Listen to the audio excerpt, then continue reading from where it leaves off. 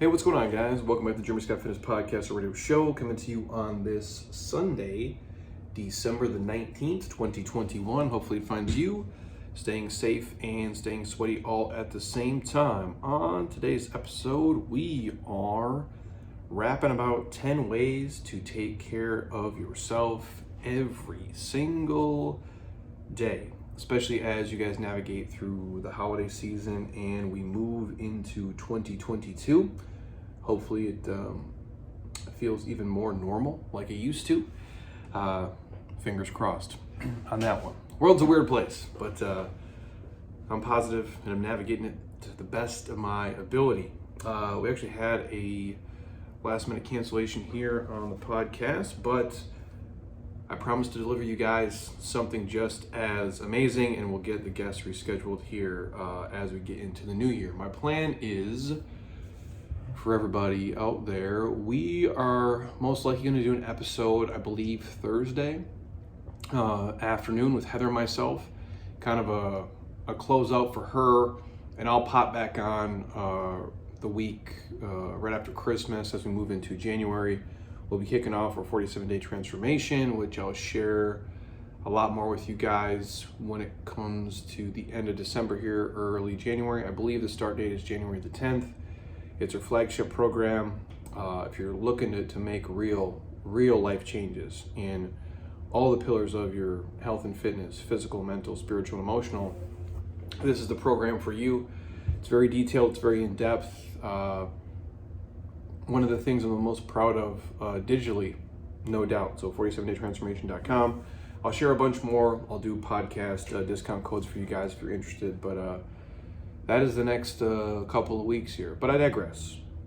We're going to talk about the 10 ways you can take care of yourself every single day, especially if you guys have been chewing on, a rough patch or two here, which if you're an adult over the age of probably 25 or shit, even if you're a kid now, you're probably chewing on some real stuff. But before I jump into all that, you guys already know the drill.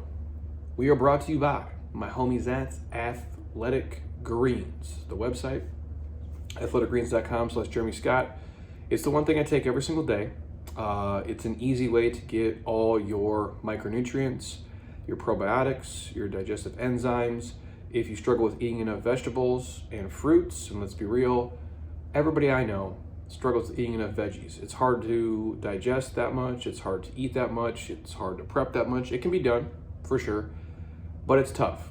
And even for me, being a health and fitness person, if you will, it's a struggle sometimes with how busy I get, and just to be able to digest that much broccoli at once, probably not having sex later. And I like to do that, so that's why I take Athletic Greens. Easy on the stomach, the best tasting greens on the planet.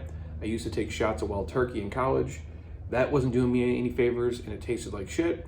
And now I slam Athletic Greens. It helps me, and it tastes way better.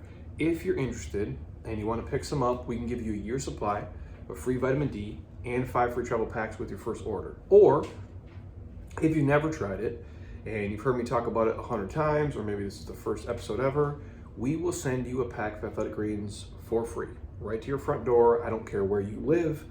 Excuse me. Monica will get you a pack. You can try it, see how awesome it tastes, and then get hooked up with all the free stuff from there. So message us, Instagram, Facebook, email, the website, anywhere you can, we will get you a pack for free. Again, the website is athleticgreens.com/Jeremy Scott to get hooked up with all the free stuff. And if you're taking 14 different pills a day to try to get all your micronutrient goals, I would urge you to pick this up. It makes life a whole hell of a lot easier. I'll be traveling over the holidays, right around Christmas Eve, Christmas time, and I will be taking the greens with me because I never go a day without it. Next on the list, our friends at Dry Farms Wine. Heather loves her wine, but she doesn't want to do the shitty wines, if you guys know what I'm talking about. The ones that have all these additives thrown in there. The FDA currently lets 76 additives be approved to your wine. So when you think you're making a great choice, odds are it could be packed with not only sugar, but a bunch of other garbage you don't really need in there. And by the estimates, pure wine is rare. Less than 0.01% of the world's wines meet the criteria of dry farm wines. So If you guys want to pick some up, great holiday gift. And if you're going to drink booze anyway, you might as well make it the healthiest, best version of booze. You can go to the site dryfarmwines.com/JeremyScottFitness. You get a bottle for a penny with your first order. So if you guys want to pick up some wine for friends and family, you get the next bottle for just 1 cent. Basically, it's like buy one, get one free. So a pretty sick deal. Again, the site dryfarmwines.com/JeremyScottFitness to get hooked up. If you guys need the link, message me. I'm happy to send it. Otherwise, we'll throw all these bad boys in the show notes. Also, we're brought to you by my friends at Beam CBD. BeamTLC.com. The code Jeremy Scott gets you 20% off all products, 35% off all subscriptions. I take the Dream product to go to sleep every single night. There is no THC in it. You will not get high, but it does help me fall asleep and stay asleep. I wake up, I don't feel groggy. I'm just ready to kick ass at 4 a.m., 7 days a week. If you guys want to check it out, we do have a bunch of free sample packs here still in the office. We'll send you a handful. You can try it for a couple of nights, see if it works for you, and then get hooked up with all the free stuff. Again, the site, BeamTLC.com.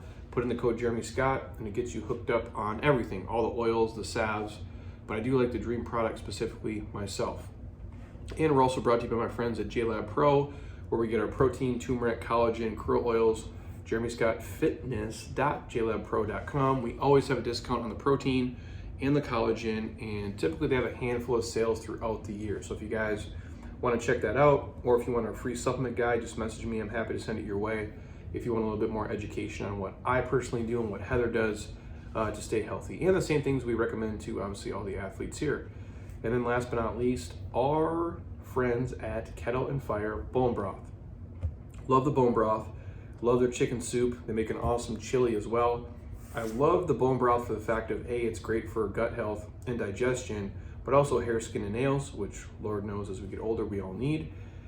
But more than that, it does taste the best. That's my opinion, and no one's ever sent me another bone broth product that kind of compares to it. But they use all grass-fed, grass-finished beef. Their chickens are humanely raised, no antibiotics, no hormones, no added preservatives, no artificial flavors, no extra sodium, no bullshit. It's as real as it gets.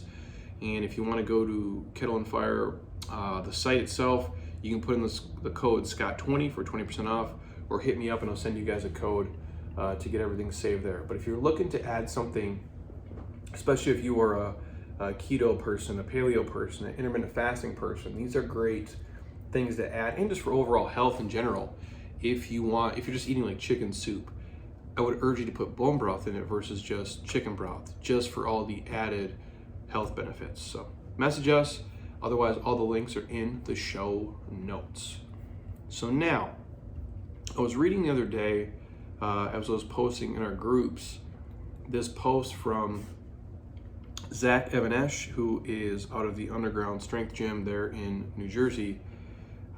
This was posted, I believe, a handful of days ago. It came with a photo, text, and then also a full breakdown. And I want to share this. This is more for all my fitness pros out there. And I'm going to kind of just read what he threw out there, because it's real. It's something I believe in, and it echoes a lot of what we do. Obviously, you run a business, right? And fitness is tough because it's kind of like part fitness, part entertainment, and you got to game it a little bit, but how much are you willing to game? And what I mean is, you have to sell people, what they want within reason, but give them what they need. We call it sizzle and steak in our business. And there's a lot of things we do that sizzle, but those things wouldn't matter if there wasn't steak behind it. So if you just saw something we did on Instagram, maybe it's me, doing some shirtless bullshit, and that got you to stop scrolling, and you clicked and you watched it, but that's all you ever did, you might just think I'm this, shirtless douchebag doing exercise, which is fine. If that's the hat I need to wear for you, then I'm okay with it. But when you dig deeper, that's the steak. Well, they really do talk about things that, extend beyond just physical fitness. And it's really not just about being shredded or, getting jacked. It's a lot more that goes into this business and this craft that we do here. That would be the steak, my friends, where we really do coach and help people on the things that work. And that's kind of the point of what he's writing here. And the caption is, and I quote, "If I can't be myself, then I'm not doing it. I'll lose money before I ever sell out and have to sell fake shit, fads, and gimmicks. You're not going to get some influencer bullshit from me. It's real or nothing." And that's the end quote. Now, he goes into more detail, and I'm going to read this, especially for my young coaches, any of the fit pros, any of the people who maybe want to get into this life or the, kind of entrepreneurial life of the internet where, personal brand is a thing and you create these communities and tribes and I guess, followings, if you will. A lot of people just want to be famous to be famous, right? And I call it fake famous because whether you have one person watching and listening to you or 1,000 or 100,000 or 300,000, it's the same message. You're the same person, for better or for worse, we all kind of put our pants in the same way. We all wipe our asses the same way. We all have similar struggles and routines most days. Like, as much as we are all uniquely different, we're all real basic. And I don't believe in that famous bullshit. And a lot of people kind of buy into that and think, once you have this many people watch you or listen to you or follow you, you're an expert and you're a genius and everything is amazing. And that's not really the case. And that's not what we ever set out to do here. It had nothing to do with that. It just kind of happened. We didn't start this, and I didn't start doing this to be fake famous on the internet or, become a fucking millionaire. I did it just because I selfishly didn't want to do something I hated every day. And two, I wanted to do something that gave me meaning that also helped people. And the older I get and the longer I've been in this, I realize like a lot of times I do it. Now we have long-term goals, obviously, for certain things, but it's not about numbers. It's not about subscribers. It's not about followers. It's not, just about customers and purchases. Obviously, we're a business. We have to make more money than we lose. But I really do this because I just want to keep playing the game. Like, that's what I figured out. It's, whether, I win awards or, I'm rewarded with money or status or whatever, that stuff's super cool, but I just like to play the game. Does that make sense what I'm saying? Like, I think if you get into this life, you have to have a true North Star and know what you got into it for, and remember that the longer you go on. And the takeaway is don't sell out. Don't sell your soul today because you're gonna have to answer for that 10 years from now. And what I mean is there's certain things I'm not willing to do, and there's certain deals I won't take, and there's certain opportunities I turn down because it's not who I am. It's bullshit. It's just for money. It's just for a quick fix. And I'm not judging anybody.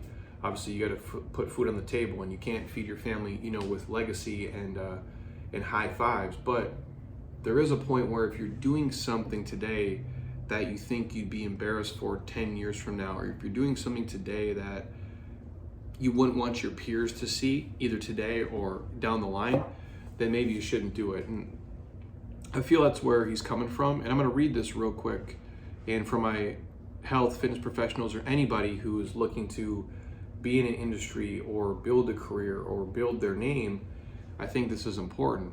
And he goes into saying, I quote, "I recall Dr. Ken Listener writing for Iron Man magazine, and it was his last article, and he stated that he didn't feel there was any other way to keep writing about hard work on the basics, intensity, commitment, and again, the basics.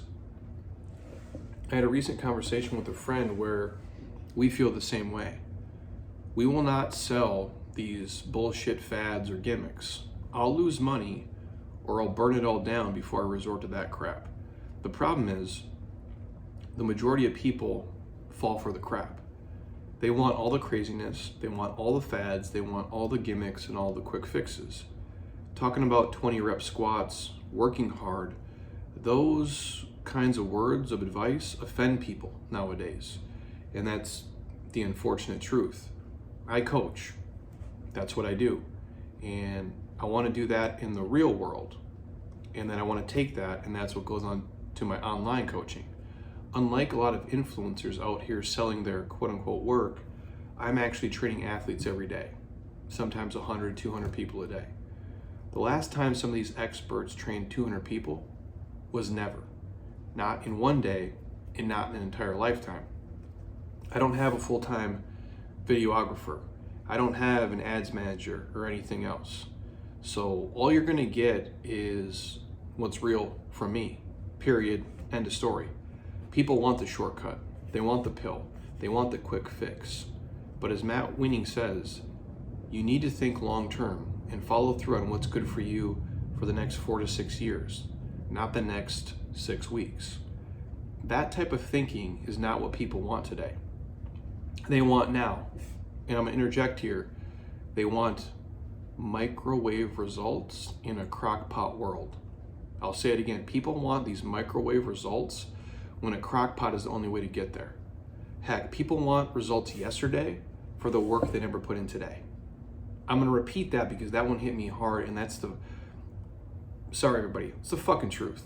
And we hear it here all the time, especially in fitness, anything in life, finance, excuse me, relationships, education. People want results yesterday for the work they never put in today. By the way, what's gonna happen today is similar to the 80s and 90s. Many of the great coaches are gonna probably end up in their garages.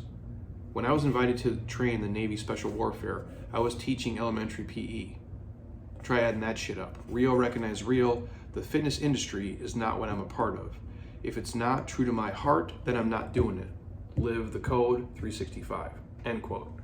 So the two things I want to touch on. One, everybody wants everything in 2 seconds, and nobody seems to want to really work for it and eat shit. And it just has to be done, man. You know, you can't fly in the sky without, shoveling the shit. Like, you got to be down in the dirt, man, and you have to put in the work. It's just the truth. And the phrase he says is, some of these coaches moving to their garages, that's a thing where, I could talk about this all day, but it's sad for me to see because there's a lot of people who are great fitness coaches, they're great health coaches, but they are not willing to play the game, and they're not willing to kind of break through the noise, and so they kind of get left behind, which is really sad because that's a terrible reason for somebody to not get legit help with their health and fitness because they're just not a influencer, or they don't look a certain way, or they don't edit the videos just like somebody else does. Now I go back and forth on that because we can sit and bitch and whine and complain about it, but at the end of the day, you got to go where the people are. So you got to be on the platforms. It doesn't mean you got to, shake your ass and do a bunch of crazy shit, but you have to go where people are, and you have to give them some of what they want, and then you can spoon feed them what they need, and that's the truth. But it's tough to see, man. It's the fast-paced environment where people aren't willing to just really sacrifice and put in the work for things is mind-blowing. And it's been going on for as long as time. This isn't new. I'm not bagging on younger kids and millennials and people way younger than me, because there's 65-year-olds who do the same shit. So it's even across the board. But I just think in the world today, people aren't willing to pay the price today when they can't see the promise tomorrow. And that goes for their finances and their career and everything else. And if you take anything away from that, just remember, people want results yesterday for the work they didn't put in today, and that's just not the reality. So if you're listening and maybe things aren't exactly where you want them to be, it's probably on you, man. And that's a great thing to hear. I know for a lot of people it's tough to chew on, but when you realize it's on you and you're in control of it, and it comes down to your time management, your effort, your energy, life gets real good because you're in the driver's seat. And you can course correct, and you can turn this, ship around, if you will. My life is no different, man. I look at the things that I sucked at for a long time, and the things I'm still not good at. I'm in control of that. And oftentimes it's these little habit changes that make the biggest difference in the world. But I digress. We'll move into the 10 ways to take better care of yourself every single day. A lot of these are things you guys, for better or worse, probably know, or at least should know. And I threw something up on my Instagram today. Again, this is December the 19th, 2021. You can go back and see it. And I've shared this a couple of times with different audiences and some of the talks we do. We asked the question, if you're not happy, what should you do? And my advice, real blanket, simple: find better friends, exercise daily, get good sleep, meditate, eat better food, be nice to people, and have gratitude. And now on top of that, understand you're a real human, and sometimes you're gonna have a shitty day, man. It's just called being an adult. Don't worry about it. They come and go. There's ups and downs, peaks and valleys. That's life. Now granted, it's hard when you're in the middle of the shit and it feels like everything's crashing down on you. But sometimes those rough days or weeks or seasons, they exist to remind you of the awesome stuff so we can appreciate it. And that's what's hard to do, especially when it feels like you're just taking loss after loss after loss. It's nice to get a win here or there. And everybody gets them. We just don't take the time to focus on them like we do the losses. And I'll explain that in a second. If you look at social media, for example, you might have 50 people tell you you're awesome, but it's that one negative comment that just eats at you. You can't do that. Your brain is, kind of searching for that negativity, which is really odd, but you can't focus on that. You got to focus on the positive. It's like when you look at your body and you don't like it, right? Like, oh, my stomach's too fat, or my legs are shit, or my arms are this, or whatever your jam is. That's one body part, but you got a ton of body parts, man. So if 50 things in your body are working right and looking great, but there's one that isn't, it's a pretty good ratio. You have to focus on the positive. And in terms of not, feeling good and not being happy, there is a Jerry West quote, the logo himself from the NBA. He said, and I quote, "You can't get much done in life if you only work on the days when you feel good."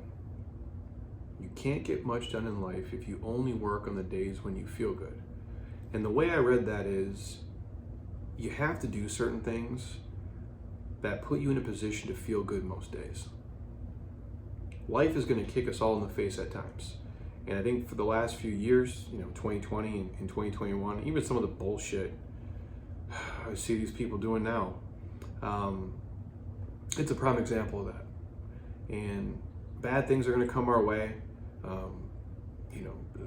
The news, the media, whatever it may be, they're going to throw shit at you that's not in your control and try to push you, in my opinion, into being scared. If it bleeds, it leads type of shit. If it makes you feel a certain kind of way, you can't control that stuff, but we can control how we react to those things moving forward. We can control our attitude towards those things. And obviously the list I shared quickly and the list I'm going to share is not perfect, and it's not for everyone, but it works for me. And so when I get this, unexpected Chuck Norris style kick in the face or the nuts, I resort back to these, and that's kind of my base, right? Like, these are the fundamental routines that ground me into feeling good. And if you guys put these into play, I have a feeling, it's going to do the same thing for you. Now, again, obviously, if you're going through some real shit, you might need to talk to somebody professional and not listen to a knucklehead like me. But I was not always this person, and I was not always in a great place. And even, I've talked about this before, even during the like the pandemic, when it's like early on, I had a couple rough days, man. Like, where I'm just like, fuck this shit. I don't want to do it. And what I always found was, when I went back to the things that are my base, it always kind of snapped me out of it. It really did. And I know everybody's not the same, but if I read through these tips, and you find yourself not doing half of them or most of them, or you sporadically do them, I would ask you to start kind of stacking them into your day one by one. Now, I'm not saying do all 10 at once, and I might go over 10, who knows, but you got to start with one. You really do. And it doesn't got to be complex things. And I think as we get older, we get so, again, busy working in our lives, we don't step back and work on our lives, and we get consumed by work and the media and what's going on in the economy and, you know, your kids and all these things that kind of just weigh on you. And if you let it, it can crush you, man, because it's your brain is not equipped to take in all these things at once. It just isn't. This is for little kids, this is for grown adults. Like, I don't think we are equipped to take in the world news. We're not equipped to take in everybody's problems, and then you feed in just normal life on top of that, and it's your body's in this fight or flight way up more often than it needs to be. So these would be the 10 things, or the 10 ways, I guess, you can take care of yourself every single day. And the first one, right off top, which is easy, you guys have to exercise. You got to move your body. You got to work out. I don't care how you make it happen. It just has to happen. And we can all make 100 excuses. And I know it's tough if your career is super demanding. You got kids at home. You're a mom. You got multiple kids. It's like your life is just erratic. You're doing enough just to keep the whole thing, you know, together with, you know, rubber bands and chewing gum. But you have to make time for yourself. And I don't care if it's 10 minutes a couple times a week, that's fine. If you're doing nothing, start there. Shallow and deep end. In a perfect world, for the average person, I think working out 3 times a week for 52 weeks is the best medicine. 30 minutes, 3 times a week, 52 weeks. 30 by 52. Not insane, but you're just doing that wash, rinse, repeat. If you can be part of a community, great. If it's at home, awesome. And for a lot of people, getting up early is the best case scenario because you don't got an excuse. You just get up, you get it done. I don't care if it's walking. If you can pick up some kind of loads, you have to do it. No matter how shitty I feel, just training through it, it helps. And I get it, man. I had some time, probably 2020, where I was dealing with a lot of bullshit here, trying to just navigate all the rules and mandates and nonsense, and it's overwhelming for sure. And I don't have 3 kids running around, and I'm not in a financial pinch, and even I felt like shit. So I know how a lot of you guys must be. But the one thing I could do is I could work out. I could train. I could exercise. And some days they weren't the best workouts, I'll be honest with you. But I gutted through it. And I always felt better either halfway through or when it was done. I felt a sense of accomplishment. My heart rate was up. I felt a sense of pride that I pushed through in a day I didn't want to push through. And I do think those are the days that matter most. The days when you really don't want to get up and you really don't want to do it and you fucking do it anyway, those pay the biggest dividends. Those days compound more than anything else.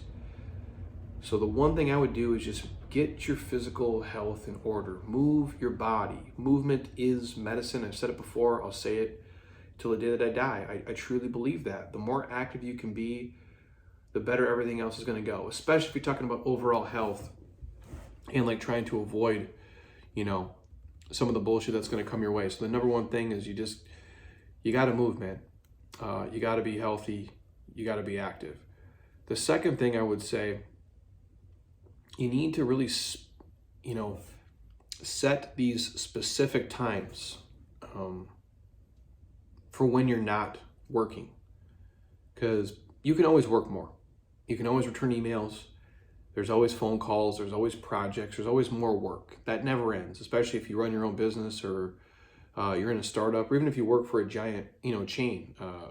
People can take phone calls at 5 a.m. and still be taking phone calls at 7 p.m. But you can't do that.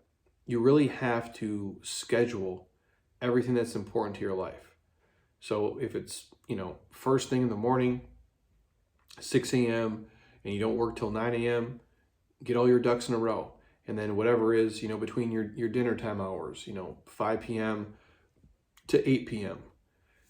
Setting a schedule for everything can be life-changing. It might seem like it's very militant and it's very constrictive, but it's the opposite. It buys you freedom.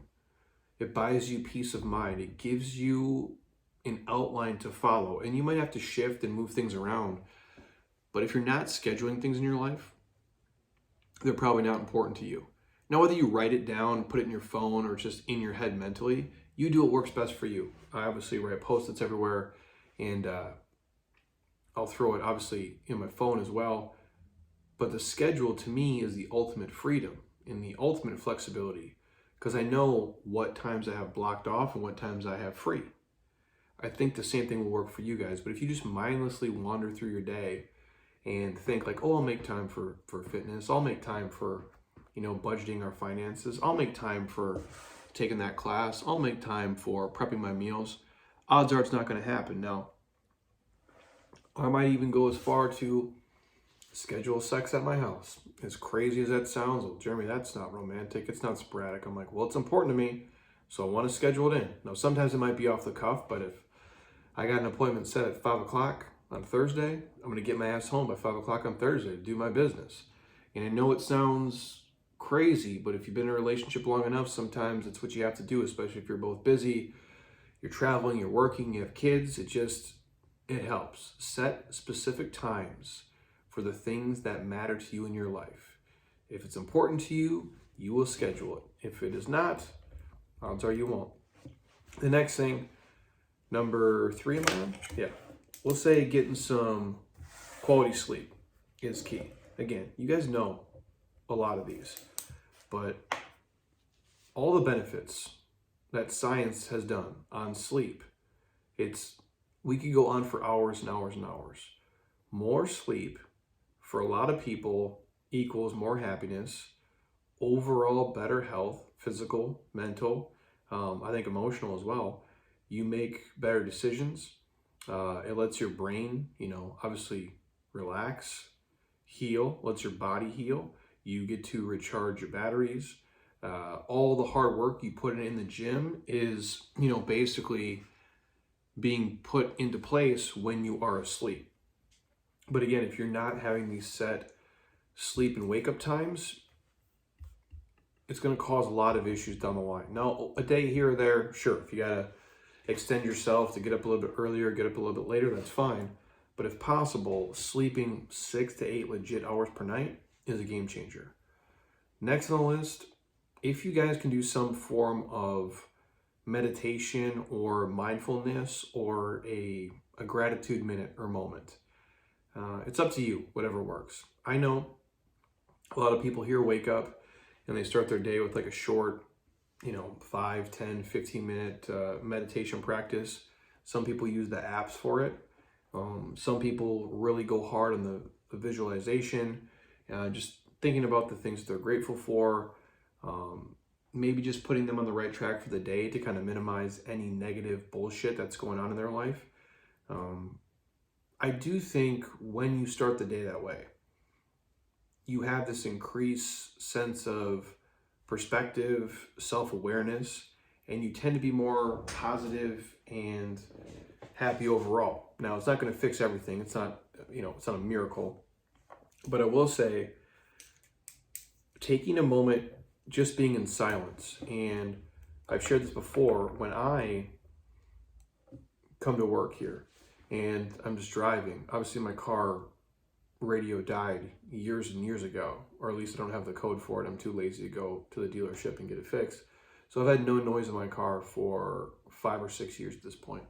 And I do a lot of podcasts and audible books on the way home, but on the way to work, when it's pitch dark, it's 4 something in the morning, I get about 13 to 20 minutes of just silence. And it's the same road I take, so it's very mindless, it's easy to do, but that's kind of my meditation time, my mindfulness time to collect my thoughts. Sometimes I have a great idea in there, not often, but once in a while I have a good idea. But it's just me letting my brain just relax, be clear, kind of set my intention for the day, and just be like, hey man, just be here, and just be driving, and just appreciate. And sometimes in the summertime where it's a little bit nicer, I might have a moment of gratitude, just be like, you know what, it's 92 degrees right now. And it's not that hot, 'cause it's gonna be 118. So I'm there, I'm like, my hand's at the window, there's a cool breeze, I look around, I'm like, this isn't too bad, man. This could be way worse. And it's simple things like that, where if you really are focused on just being where you're at and being present, even for just a couple of minutes, I think it can change your whole mood. But when you're always bogged down by emails and phone calls and social media and constant just busyness, you never get a chance to just relax and step back and just look around at where you are. And I think for a lot of people, that's a huge thing. Number 5, friends and family. This is everything.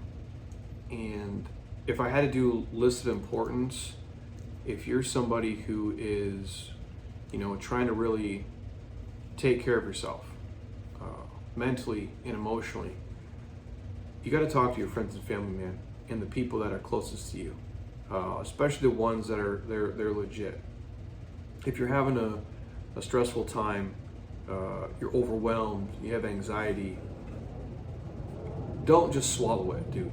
And I've probably been guilty of this more than anything over the course of my life. I feel like I'm from like a different era, kind of like from like my old man's era, maybe even further back, where you're like the strong, silent type dude where you just kind of swallow all the problems and you bury them and hope they never fucking come back up. That's basically who I am for the most part. But obviously, I share with you guys a lot of things. I share, certain things with my wife as well.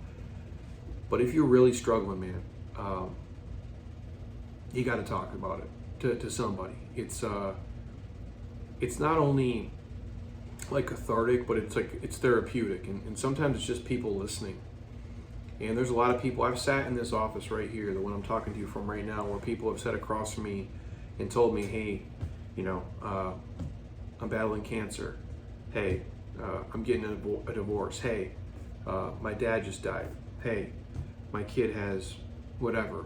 I've literally listened to these stories for over a decade, and I don't have an answer for a lot of that stuff, man. Like, there's no magic words I can wave over them that's gonna fix it, but I can listen.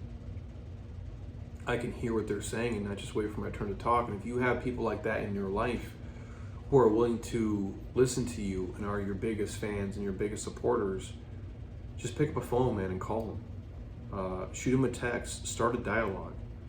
Because A, it'll keep you grounded if you got some shit going on, but 2, it'll just make you feel better. It really will. And if you don't have a good network of people, you gotta find better friends, man. You really do. And sometimes you're the hand reaching, and sometimes you're the hand giving. I try to always, give 51 and take 49. I try to be, a fountain and not a drain to people. But sometimes you're gonna be the drain, and that's okay. If more often than not you're giving, it's fine.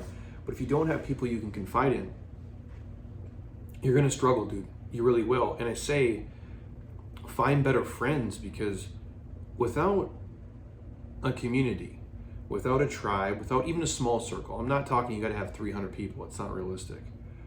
3 people, 5 people, 2 people that you can depend on, that's everything. I read this quote a lot. I actually have it up in my office, it's right above my door. And again, I've shared it on here before. Christopher McCandless, happiness is only real when shared. And I believe that. The older I get, the more I realize, like, what would this all be worth? What would this all be about if I just, create this business and I reach all these people on the internet and they watch our stuff and they buy it and we make all this money, but I have no one to share it with? How empty is that? And again, it doesn't gotta be, you don't gotta share it with 1 million people, but if you can share it with your close circle, that's the game. And I think for a lot of us, that's what dictates our happiness, is our friendships, our relationships. At the end of the day, I think most of us, like, that's what we'll remember. And that's like what we'll be remembered for. And there's a quote I threw up on my story the other day, and it's, when our time on this earth is done, money or material things will not matter, but the love and the time and the kindness that we've given others will shine, and that'll live forever. And that'll live in them, and that'll live through them as they pass it on. And that's the game. That's what we're here to do, is to collectively to just make each other's lives, more badass if possible. So if you're struggling, reach out to your friends. If you don't have a circle, extend your circle, become that person that attracts those other people, or reach out to us. I'll give whatever 2 cents I can. But if you're looking for a way to make yourself, feel better and be more positive and more happy, it's talking to other people. If you can physically be around them, even better. And I think if we learned anything from the last, couple years, it's that we need to be around other people.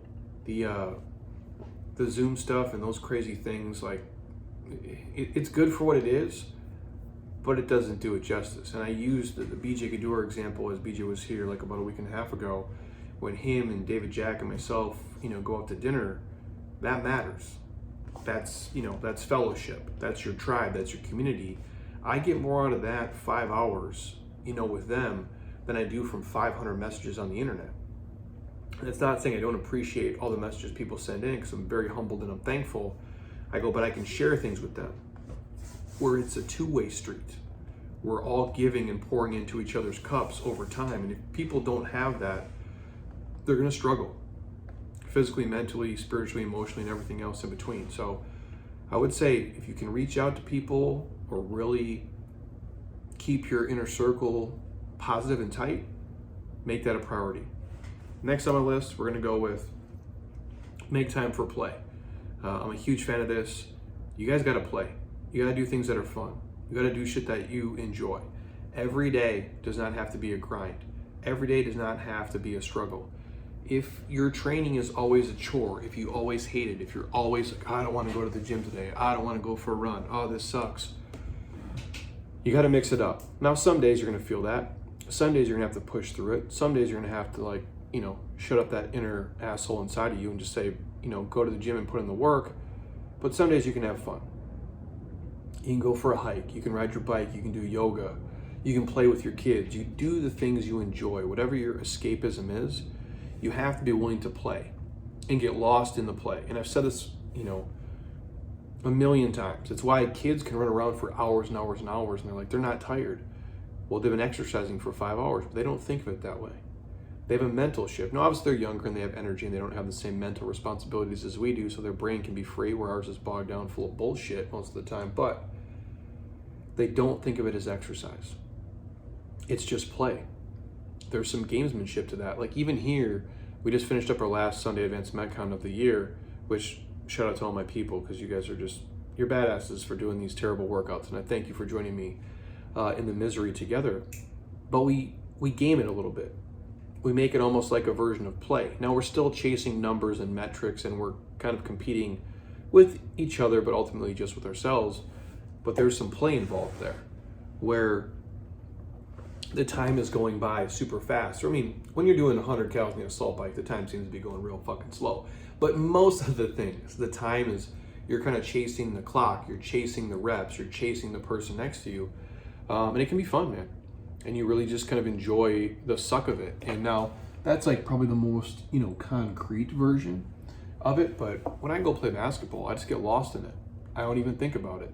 And I think you have to have those physical escapisms in your life and just really appreciate them. And we don't do enough of it as adults. And I think if we did more things like kids, we'd be better off for it.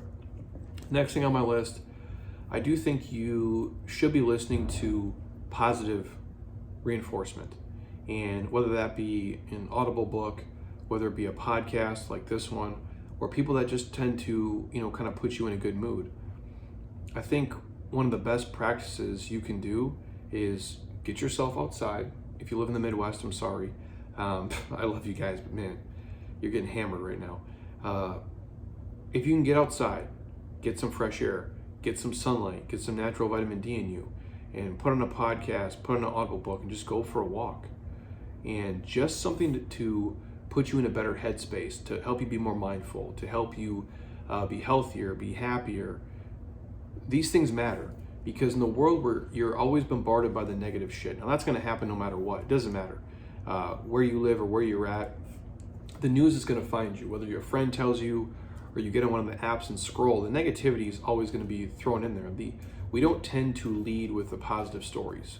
We lead with, oh, here's the cases, or this is shutting down, or this is somebody got shot here, or they threw a baby in the trash can. Like, it's the most negative, horrific horse shit ever. And like, who the fuck can listen to and watch that all day? We're not meant to do that. So you have to control what you're consuming. We've done a whole podcast titled You Are What You Consume on every level, from the food you eat to the people you surround yourself with to the books you read and the shows you watch. You're consuming that. It's going into your brain. It's going into your heart. It's in your soul. If you're always embedding negativity and drama and shit in your life, how the fuck can you be positive? It's damn near impossible. So you have to take action and start inserting yourself into positive environments. And that starts with what you read, what you watch, and what you listen to. It's changed my life, and I think it can do the same thing for you guys. And sometimes just having it in the background. If it's just me rambling on in the background, and maybe I'll say something that's worth a shit and you'll listen to it, cool. Or if it's somebody else. I know when I was younger, it would be just putting on motivational YouTube videos. And I'm not watching them. I'm actually like writing copy, or I'm doing emails, but I'm just listening to it's clips of whether it's Les Brown, or if it was Tony Robbins or Jim Rohn or Eric Thomas, you name it.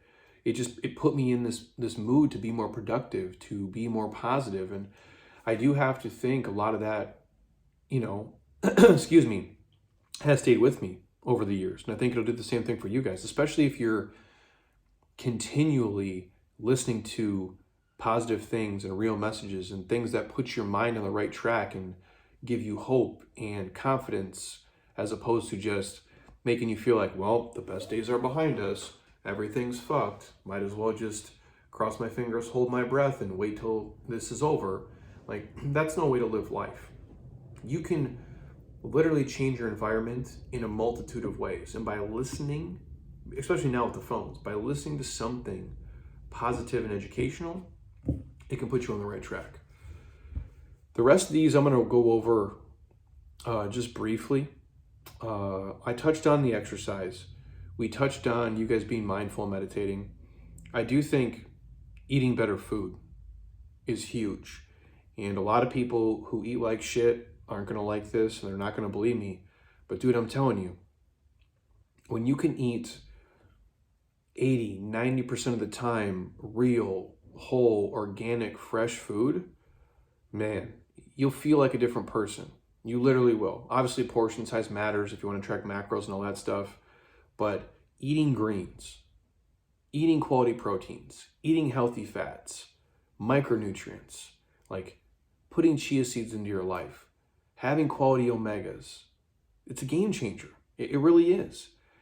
And if you're not doing that, I promise you, if you can make a commitment from now till the end of the year, or maybe it's you're a New Year's resolution person, that's fine. If you can make a commitment to be like, you know what, I'm only going to eat real food, and I'm not going to drink booze for 30 days. God, who was telling me that? Was Kayla was in here? She was doing, not like Sober October, but it was like Dry January. That's what she said. Buy your dry farms wines before then. Shameless plug. But I joke. But I think she said it was Dry January. And she goes, I do a Dry January every single year. And sometimes I even stretch it out into February or maybe March. Now, I'm not telling you guys not to drink booze, but if you can set a precedent and say, hey, for 30 days, I'm only going to eat real food. If it runs, it swims, it flies, it grows from the earth, boom. If it's in a bag or a box, I don't need it till February. And if you could make it a Dry January, for example, and I thought about this when she said this to me, it's probably the easiest month to do it because you really don't have shit in January. Because the Super Bowl's in February. I think if you're in Scottsdale here, the Phoenix Open in Barrett-Jackson is like after that. I think it's like February or March. And most of you, January, you've been eating and drinking like shit for 2 months already. So why not just say, hey, for a whole month? And I can't tell you enough how much better you're going to look, you're going to move, and you're going to feel mentally and physically. It really is everything. So when I don't feel good, I do look at my diet. And mine doesn't deviate a lot, but I might, not be as diligent on certain things. Because last night we went out with one of my college teammates and his wife. They just moved here. And great time, awesome people. And again, that's another fellowship opportunity. That's another time where we can sit and talk and share stories and be vulnerable and be transparent. Hey, I'm having a tough time with this. Hey, this part sucked for me. Hey, it's awesome to see you. Like you're energized when you leave those kind of dinners and conversations. But my point is, I had I had a beer and had a couple chips and guacamole. It's the Southwest. The guac here it's next level. It's not like being in Minnesota. No offense, anybody. But you go out and you have some things, and I'm okay with that in moderation. But there's no way I could do that 7 days a week, like every single day, how people are doing it. And even by just doing a couple of things, I can notice it a little bit, where I'm not eating like I normally do. It's kind of off base. And you push through it today, but if you can avoid doing those things for a month of January, when typically you're not a social, I think it can be a huge game changer for you guys. And then my hope would be you keep a lot of those habits moving forward into the rest of the year, because you set a foundation. You're like, wow, now I know how good I feel when I don't put shit in my body. I don't want to go back to that feeling. And I just talked to one of our Sunday Metcon gangsters here. She's the ER doctor, Dr. Bayer. She's been on the podcast before about, what they are seeing in the hospitals with people, not just COVID stuff, but everything.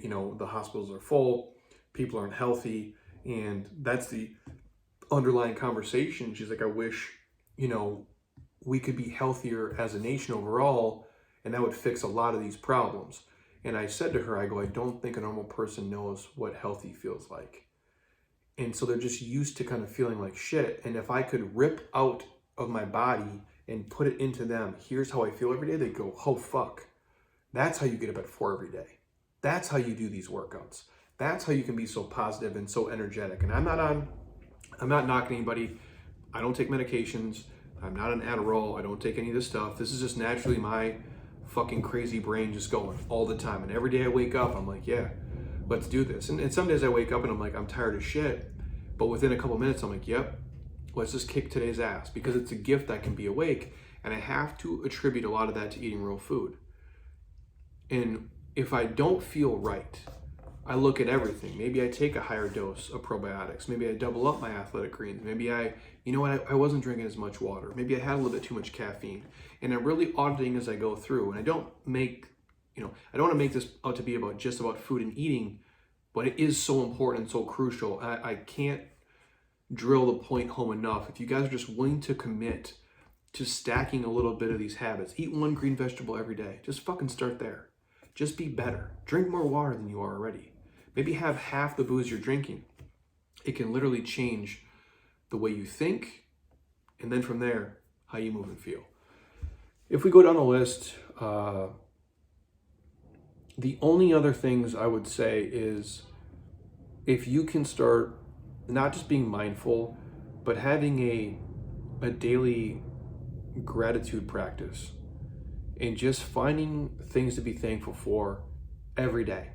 And what I try to do is every day when I wake up, I'm just grateful that I woke up, for one, because I realize there's millions of people around the world who will not wake up and that will not have the same opportunities as me. And then when I go to sleep at night, I do the same thing. And oftentimes it's the same stuff. And that's all it is for me. Sometimes if I am driving in here and maybe it's like summertime and I can see the sun coming up over the mountains, I'm like, man, like I fucking live here. Like, this is pretty cool. I could have been born anywhere. I could have been born in Afghanistan, but I was born here in the United States, which in my opinion is still the most biggest badass country there is, where there's the most opportunity. Are we perfect? No, we do a lot of stupid, dumb shit wrong. But I've been around the world.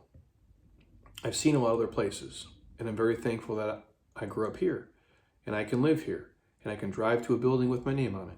That I've worked my ass off to do that. I go, but I'm very thankful. And I have gratitude when I pull into the parking lot, even when I'm tired, even when it's dark, even when it's cold, even for us in Arizona, and there's people already here in the parking lot waiting for us. And I go, holy shit, there's people who chose to woke up today, and they came in here, and they want to train with me. That's fucking crazy. And it's humbling, And I have a sense of gratitude every day I show up that there's people here. And maybe for you, when I go to sleep too, it's usually for my dog, because my dog will roll up in bed now, and I'll lay there and my dog's asleep, and I'm like, this dog is awesome. This is the greatest dog of all time. My wife is amazing. Just really simple, basic stuff. It's nothing more than that. But if you can start to do that for simple things, for your wife, for your husband, for your kids, for the weather, for Netflix, for coffee, it doesn't matter. It can be the smallest shit. But if you start being thankful and having gratitude, as opposed to focusing on all the shit that you don't have and all the things that are going wrong, it can change your outlook, not just on the day, but on the rest of your life. On the same note, the two last things I'll leave you with is, one, trying to integrate forgiveness into your life. And I'm not telling you guys, obviously, what to do. But I do think that's important. And I forget the exact quote with forgiveness. It's like, when you're holding on to grudges, right? Like when someone does you wrong. And again, you guys, you make amends and you hold on to what you hold on to. And I was very bad at this for a huge portion of my life. When someone fucks with me, does me wrong, maybe they did something they shouldn't have done. Me holding on to that, thinking it's going to affect them in some way, it's poisoning myself. Like I'm paraphrasing the quote here, but like when you hold on to that anger, you're not poisoning them. It's poisoning you. You're carrying that shit with you. Now, admittedly, I, like my good friend BJ Kadur, held on to a lot of negativity in my life for a long period of time, and I use it as energy and as fuel. Luckily for me, I could channel it, into fitness and this. But it's not a healthy thing to do for your entire life. Now, I was a young, angry knucklehead. So as I've gotten older, I've got more mature, and I've realized, I can forgive people.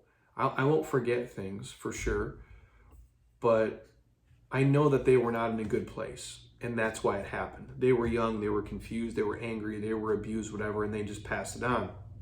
And I'm not telling you guys what to do, but when I could let go of that shit in my life, it's one of the most freeing things that there is. It's like I let go of an anchor that was holding me down. And I didn't need to be carrying that with me because it weighs too much. And none of you can carry that. So if it's mom, dad, ex-husband, ex-wife, business partner, asshole, cut you off in traffic, you can't carry that shit with you, man. It weighs too much. And it will weigh you down. And it will hold you back from doing all the things that you're supposed to do. And forgiveness is a tough one, man. Because I come from the world of where, like, if you do me wrong one time, like, it's fucking over. And you're out of the circle. And that's just not healthy. It's not a great way to live. Like, we all make mistakes. We all fuck up. There's a great mandatory minute video series we did where David Jack was talking about moments in time and snapshots in time. And I always call him, you guys know, I call him Fitness Jesus for a lot of reasons. And I wouldn't be here, obviously, without his influence in a lot of areas of my life. And I mean that in the utmost sincerity. And in this video series we've done together, you can watch it on our YouTube. It's called Mandatory Minutes. There's probably like 150 of them.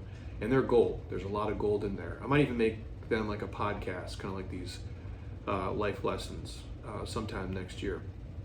But the snapshots in time he's describing is if you took 5 snapshots of my life, 5 snapshots of his life, 5 snapshots of your life or your mom's life or your dad's life.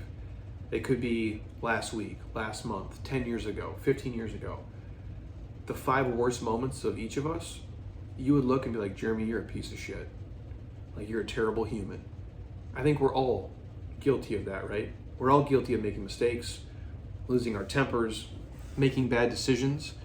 And I think you just have to have a certain level of empathy, even for the dumbest shit. Now, there's certain things where you can't really give people a pass. There's these horrific things where it's off the table, and that's up to you guys. All I'm doing is sharing with you my personal take. So anything if my parents didn't do things perfectly, if it was friends of mine, if it was, ex-partners I've made amends. And I realized last night as I'm talking to my old college teammate who's going to be 40 soon, I'm like, damn, we're old as fuck, bro, for one. But two, how different we are. We're the same people. To our core, we can say the same jokes, have the same laughs, but we're so evolved as humans. We're so perfect. And I remember him and I just doing some really, it's college. You're college athletes, right? Irresponsible, just knucklehead shit. And to look back now, like I would never do those same things again, but that's who I was in that era of time. And so you guys, you do what's best for you, but if you can, just forgive. I'm not saying you have to be friends with the person or get back with them or do whatever, but I'm saying is you have to let that go, because it is a fucking anchor in your life holding you down. And if I was still holding on to all that shit, being the angry young teenage male I was at 18, 19, 20, 21, 22, I wouldn't be here today. I wouldn't be able to talk to you guys and serve you to the best of my ability. I wouldn't have this mindset. My wife wouldn't have married me. People here wouldn't have supported this for 15 years. You guys wouldn't be around. And I'm just speaking from personal experience, man. And anyone that I've personally wronged, and I don't know if you guys want to go this path or not, I've apologized to. Whether it be email or Facebook Messenger or text or call or whatever I could do to reach out to them. Every single person that, hey man, when I was 16, I was a dick. I'm sorry. I shouldn't have said these things and done these things to you. I apologize. Most often is to females, because I was a normal teenage dude, predator, savage, where hormones run your life. You got two heads, and the one that should be in charge is not dictating your success. And the point I'm making is I made amends with all those people, and oftentimes they would message back and say, hey man, I never felt offended. I didn't think you were an asshole. I just thought we were kids doing what kids do, which kind of made me feel good. But I always carried that, kind of guilt with me. So I made amends for that. And if that's something you can do in your life, I think that is freeing. And it's not something you have to do, obviously, every single day. But if you can do that, and then if you can be, the bigger person more often than not, that you can put into play every single day. And that, my friends, can be a game changer. And the last thing, excuse me, I'm sorry, I have a Metcon cough. It was our last Sunday Metcon of the year, and they're all just brutal. I thank you guys for doing them, by the way. I'm going to share one tomorrow, even though it's Monday, on Instagram. We're doing a giveaway of athletic greens. If you guys do the workout and you post the time and tag me in a video on your story, we're going to pick a lucky winner to send a full month supply of athletic greens with the new containers in the new packaging and the shaker bottle right to your front door, 100% for free. That's like $100 value right there for nothing. So pretty badass. All you gotta do is do the terrible workout I post tomorrow, and we'll give you guys like a week to upload it, and we'll get rocking and rolling. But that's why I'm coughing. I digress. The last thing I'll leave you guys with is stop complaining. If you can be a person who doesn't complain and whine and bitch about every single thing, you'll be in a better headspace. And it's easier said than done. This goes along with the gratitude. It goes with the meditation. It goes with the perspective. It goes with you guys being mindful. But if you can stop complaining about 99.9% of the shit, your life's gonna get real good. And it's hard for people to do because you get bogged down by everything. Complaining about not having enough time, complaining about not having the fanciest car, complaining about not having your body fat be right where it wants to be, or getting stuck in traffic, or having a flight delayed, or you name it. Now, all those things suck, and they're all problems. But more often than not, the things we complain about are luxury problems. They tend not to be life and death. And if it's not going to matter, 5 years or 5 weeks from now, why sit and get just, bogged down by it 24/7? Yet I find people who do this, it just wreaks havoc on their life. And the language you use when you speak to yourself is everything. And if you're constantly telling yourself, like, I'm not smart enough, I'm not strong enough, I don't look good enough, nobody cares about what I'm saying or what I'm doing, you'll never do anything. You'll never change, you'll never transform, you'll never evolve as a person. You'll just be stuck back in this, like, negative shithole for your whole life. And people do this all the time. And this is for everybody out there listening. God willing, you're probably going to live a whole nother lifetime. So if you're listening and you're 40 years old, you're probably going to live 40 more years. You have a whole nother life to live, especially if you're healthy and you're taking care of yourself. But when you sit there and say, well, no one wants to hear me say this, nobody wants to watch me do this, nobody wants to read what it's just not true, dude. If I had that mentality or attitude, this wouldn't exist. It just wouldn't. And I'm not going to sit and talk negatively about myself and complain about every little thing that's going wrong. I just have to focus on the positive things. That's all I can do. Otherwise, I'm that person who just bitches and whines and complains. And the Lou Holtz quote that I share all the time is, never complain. Because 80% of people don't give a shit, and the other 20% are glad that they're your problems. Now, I say that with an asterisk. I mean, don't complain about getting the wrong coffee, getting the wrong milk in your coffee at Starbucks. Don't complain because the newest iPhone is delayed. Those are luxury problems. They don't matter. Now, if you're dealing with some real shit, like we mentioned earlier, obviously, talk to a friend, talk to a family member, reach out to somebody who cares. That's not complaining. That's you sharing because you have a real problem. But you being pissed off because the new tire on your Porsche costs $800 instead of $400, that's not something you need to complain about. And it's those little things people do, they start to add up and you become a complainer. You become a drain. You become a negative person. If you can flip the language and the way you talk about yourself, the way you talk about little problems, little issues, little mishaps, it changes how people hear you, and it changes the seriousness of what you do when you take it out. And it's a tough shift to make, but it's one of the biggest things you can do to take care of yourself and put you in a better mood and kind of just laugh it off, man. And anytime some shit happens to me, and trust me, enough bullshit comes my way that I could just bitch and whine and complain about everything and make everything a major story. But I don't. I just try to say, it's all content, dude. And obviously for me, being a creator, it can go on a podcast. It can go on an email. There's some, life lesson I can learn from this. And, once in a great while, you'll have a real legit problem and a real crisis on your hands. That's different. But for most of us, our day-to-day, it's just unencumbered with real stuff. We're just dealing with, little inconveniences, but people tend to complain about everything. They complain about the government all day. They complain about, the economy all day, or our reaction to things. You name it, people are going to find a thing to whine and bitch and complain about. But if you find yourself being that person, stop, slow down, erase most of those, and ask yourself, is this going to matter to me 5 weeks and 5 years from now? And even if the answer is yes, it will matter to you. By you bitching, whining, and complaining about it, what's it going to change? The answer is nothing. If you can put action to the problem, instead of complaining, look for solutions, look for ways to get over, around, or under the roadblocks that are in your way, that's a different story. I tend to be in the solution business as opposed to the complaining business. So if we have a problem at our house or in our business here, all I ask is well, what can we do about it? What can we do to change it? What can we do to mitigate the damage? What can we do to make it better?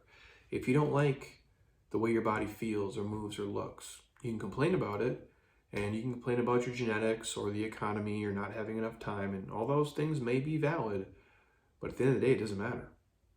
What can you do about it? Can you get up a couple minutes earlier? Can you make a better eating choice? Can you maybe skip the booze? That's it. You have two choices: complain or look for solutions. Personally, When I stopped complaining and acting like it was everybody else's fault and the world was against me, and I really just took extreme ownership of my life and my actions and what I was doing, and I focused on solutions, oddly enough, shit got real good for me. I became healthier, I became happier, and all of a sudden I got quote unquote a lot luckier.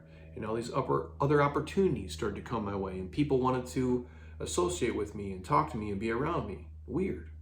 When I became more positive, when I became healthier, when I became happier, when I became more focused, I attracted people who were similar.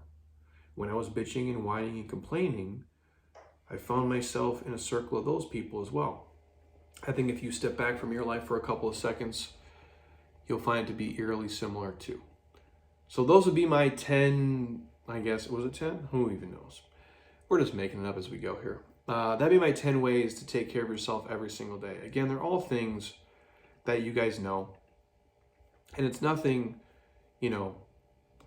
earth-shattering or probably surprising, but if I'm saying things that you hear and say, you know what, I'm guilty of that. You know what, I could be better in that area. Then I would urge you to start kind of stacking some of these habits on top of each other, or at least work on the one that is your biggest issue and start there and just let it kind of grow into you stacking it onto another habit and another habit. And I'll share this to you because it just is so fitting. I found this on LinkedIn the other day.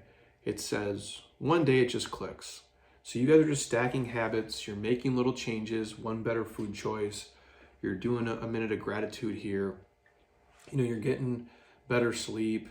You're just really present with your friends and family. Maybe you get rid of that negative shithead friend who's been dragging you down, or that, person in your circle who's kind of a hater, like they're not really happy for you, only if you're doing good, but not better than them. When you start to put those pieces in play, it just clicks. And then you realize like what's important and what isn't. You'll learn to care less about what other people think of you, and you really start to care more about what you think of yourself.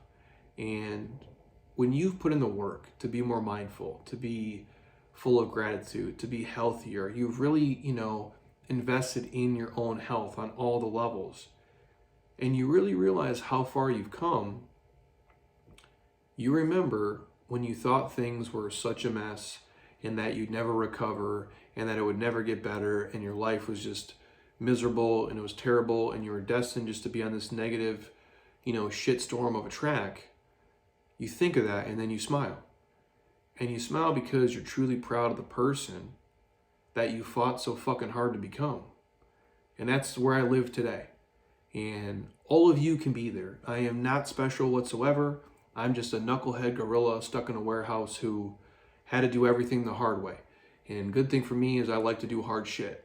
I don't want anybody to give me a car or buy me a house or leave me millions of dollars of inheritance. And lucky for me, my family ain't got none of that shit. So I get whatever I earn, and I'm cool with that.